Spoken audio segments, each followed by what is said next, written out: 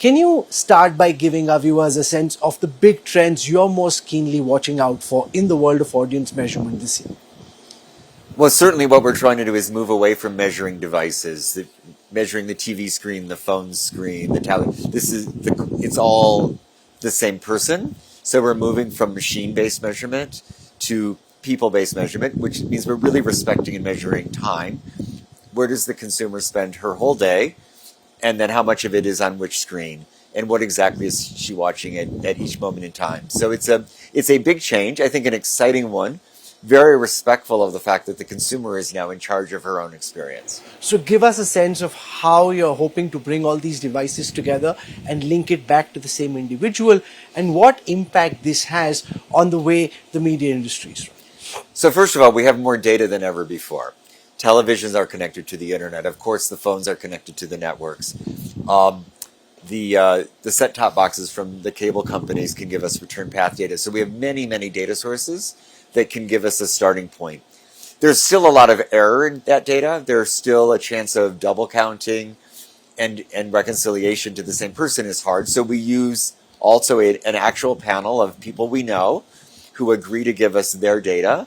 And we put the two together to get to weighted in a country like India, which is very heterogeneous, weighted in each region, weighted by demographics, to get to a true view of what the audience is doing.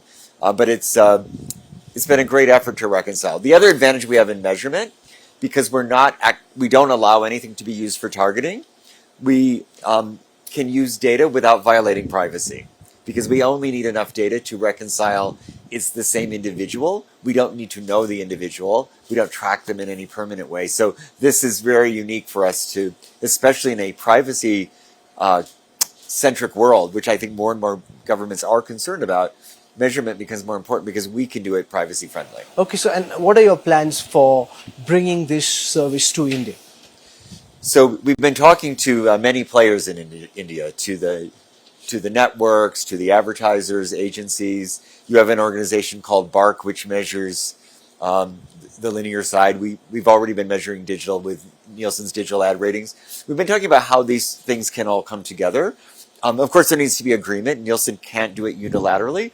But I think as we're showing everyone a way to do this with integrity and transparency that builds the trust union in the market, we're getting some enthusiasm. So it's certainly a big project for us this year to continue to focus on India and bring people together. So how aligned is the marketplace for the idea that there must be one connected measurement linking back to an individual and not based on which device you're consuming the content on? So I would say from the buyers, from the advertisers, and the agencies, they're very aligned. And they're aligned globally with the World Federation of Advertisers. They're aligned with the big global companies that this is important because ultimately they're trying to reach people.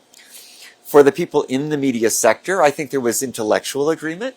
Of course, the business model can change because when you're measuring it together, you're broadening the pie. And I think people will want to work through this in a very transparent way.